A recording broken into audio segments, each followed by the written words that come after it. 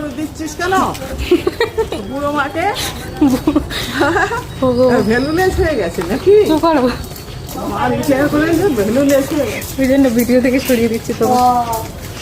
আচ্ছা ওখানে কাজ করো।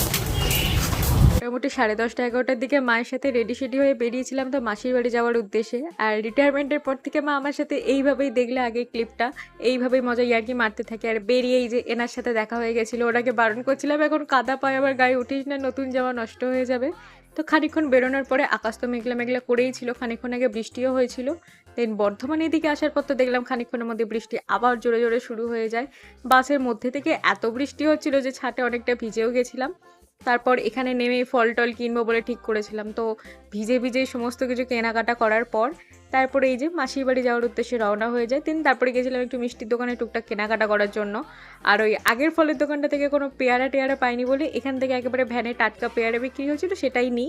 আর এখানে রাস্তাঘাটের অবস্থা দেখে তো আমার একেবারে কোমরের হাড্ডি গুড্ডি একেবারে সব এক হয়ে গেছিলো।